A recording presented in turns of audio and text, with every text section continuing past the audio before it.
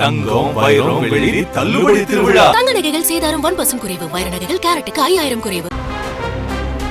Hello mic check 1 2 3.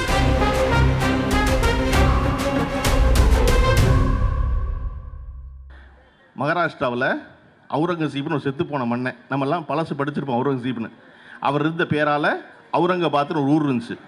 அந்த அவுரங்காபாத்துக்கு பாரதிய ஜனதா கட்சி பேர் மாற்றினுச்சு. பேர் மாற்றினதுக்கப்புறம் அது சத்ரபதி சாம்பாஜி நகர்னு பேர் மாற்றப்பட்டுச்சு. அதன் பிறகு இப்போ சாவான்னு ஒரு ஹிந்தி படம் வந்துச்சு. அது மன்னன் சிவாஜியை பற்றி பேசுனுச்சு. அந்த படத்தை பற்றி சினிமாவை பற்றி மகாராஷ்டிரா சட்டசபையில் பேச்சு நடக்கும் பொழுது அங்கு இருக்கும் அவுரங்கசீபினுடைய சமாதியை அகற்ற வேண்டும்னு முதல்ல பஜ்ரங் தள்ளும் விஸ்வ இந்து பரிஷத்து பேசுது. விஸ்வ இந்து பரிஷத்து பேசினா அப்பா இதெல்லாம் பேசாதீங்க அப்படின்னு சொல்ல வேண்டிய ஒரு மாநிலத்தின் முதல்வர், மகாராஷ்டிராவின் முதல்வர் ஃபட்னாவிஸ், ஆமாம் அதை அகற்றுவோம்னு பேசினார். அகற்றோன்னு பேசினது விளைவாக மகாராஷ்டிரா தன்னுடைய அமைதி குலைந்தது. நாங்கள் ராமர் கோயில் கட்டியதை போல, பாபரி மசூதியை இடித்தது போல அவுரங்கசீபுடைய மசூதியை இடிப்போம்னு சொல்லி மாநிலம் தழுவிய ஒரு போராட்டத்தை விஸ்வ இந்து பரிஷத்தும் பஜ்ரங் தள்ளும் பாரதிய ஜனதா கட்சியின் ஆதரவோடு அறிவிக்குது. இன்னைக்கு நாக்பூர் பற்றி எரிந்து கொண்டிருக்கிறது. அங்கே தடை உத்தரவு விதிச்சிருக்காங்க. ஒரு மாநிலம் உங்களுக்கு எளிதாக புரியலன்னு சொல்கிறேன். எப்படி சென்னை, திருச்சி, திருநெல்வேலி இருக்கோ அப்படி மகாராஷ்டிராவில் மும்பை, நடுவில் அவுரங்காபாத், கடைசி ஓரத்தில் நாக்பூர், இப்படி குறுக்கு இழுத்தோம்னா 700 கிலோமீட்டர் வரும். 700 கிலோமீட்டர் மொத்தமும் மகாராஷ்டிரா பற்றி எரிவதற்கான வேலையை பஜ்ரங் செய்யுது. பிஜேபி அதை ஆதரிக்குது. அப்படி ஒரு சூழல் தமிழ்நாட்டில் மதுரையில் திருப்பரங்குன்றத்தில் ஏற்பட்ட பொழுது பொத்து நாப்பில் 1000 பேரை வச்சு ஊரை விட்டு வெளியேற்றி இந்த மாநிலத்தின் நிம்மதியாவது மக்கள் வாழ்வதற்கான வாய்ப்பை திரு ஸ்டாலின் அவர்கள் ஏற்படுத்தினார் இல்லையா? அதுதான் ரொம்ப முக்கியம். மலை மேலே மசூதி இருந்துச்சு, தர்கா இருந்துச்சு, மாத்துன்னு சொல்கிறாலும் டே அதெல்லாம் உன் வேலையை பாரு, அது ரொம்ப நாள் அங்கே இருக்குது, அது இருக்கும், நீ போ அப்படின்னு சொல்லி அனுப்புறது இருக்கு இல்லையா? அப்படி இங்கே எந்த மதவாத சக்திகளும் தலை தூக்காமல் இந்த தமிழ்நாட்டு மக்கள் சகோதர எண்ணத்தோடு தொடர்ச்சியாக வாழ்வதற்கு தலைவர் ஸ்டாலின் அவர்கள் ஒரு காரியத்தை செய்கிறார் என்றால் தமிழ்நாட்டு மக்களும் அதற்கு அவ்வளவு உறுதுணையாக இருக்கிறார்களே ஏன் என்ற கேள்வி இருக்கிறது. தமிழ்நாட்டு மக்கள் சொல்லணும்ல. மற்ற மாநிலத்தில் எல்லாம் கேட்கறனால பிஜேபி என்ன சொன்னாலும் தமிழ்நாட்டில் ஏன் பிஜேபி சொன்னால் கேட்க மாட்டேங்கிறான். போப்பா எனக்கு தெரியுமான்னு சொல்கிறானே ஏன்? அப்படி ஏன்னா நம்ம இங்கே கடந்த 70 ஆண்டு காலமாக தொடர்ச்சியாக படிப்பு முக்கியம், படிப்பு முக்கியம், படிப்பு முக்கியம், எல்லாரையும் படிக்க வச்சிருக்கிறதுனால அவன் சொல்கிறான் போப்போம் வேலையை பார்த்து எங்களுக்கு தெரியும், நாங்கள் பார்த்துக்கிறோம் அப்படின்னு. தமிழ்நாட்டில் மட்டும் பாரதிய ஜனதா கட்சியின் எந்த செயல் திட்டமும் செயல்பட மாட்டேங்குது, எந்த துரோக திட்டமும் செயல்பட மாட்டேங்குது, எந்த விஷம பிரச்சாரம் ஈடுபட மாட்டேங்குது. நம்ம படிப்பை ஆரம்பித்தது 100 வருஷத்துக்கு முன்னாடி. 100 வருஷத்துக்கு முன்னாடி கொண்டு போய் சின்ன பள்ளிக்கூடத்தில் விட்ட பொழுது நமக்கு படிப்பு 2 தான். என்ன பாடம்?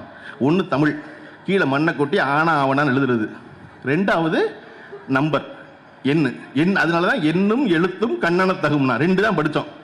புள்ள 5வது வரையும் 12 வயசு வரைக்கும் நம்பரும் லெட்டர் தான் படிச்சிச்சு, மொழியும் எண்ணும் தான் படிச்சிச்சு. இது 2 தான் படிச்சு. அதுக்கப்புறம் 12 வயசுக்கு அப்புறம் மெதுவாக வரலாறு சொல்லி கொடுத்தோம்.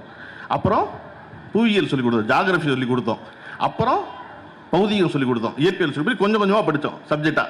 இன்னைக்கு என்ன பண்ணுறோம்?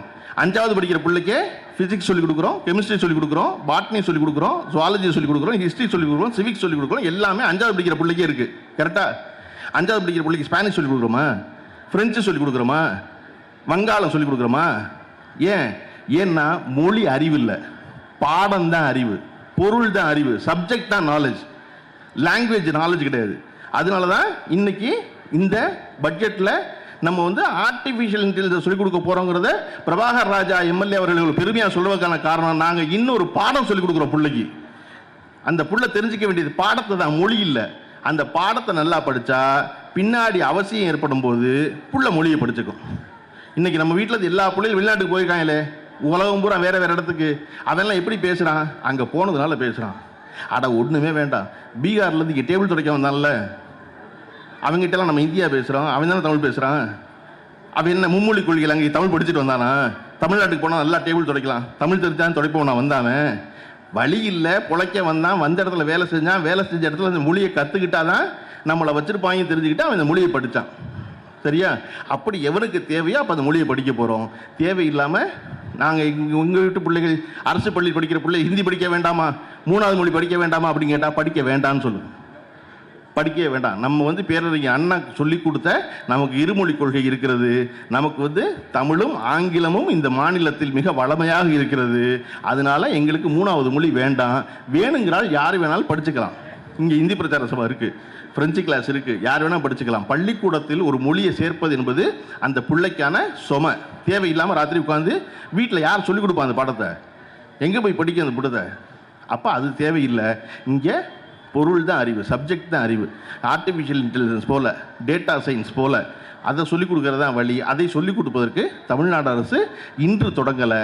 இந்த பழக்கம் எங்கேருந்து ஆரம்பிச்சிச்சு அப்படின்னா நீதி கட்சியிலிருந்து தொடங்குகிறது.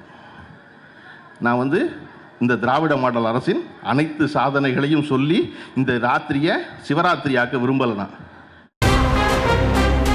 Hello mic check 1 2 3. தங்கம் வைரம் வெள்ளி தள்ளுபடி திருவிழா. தங்க நகைகள் சேதாரம் 1% குறைவு, வைர நகைகள் கேரட்டுக்கு 5000 குறைவு.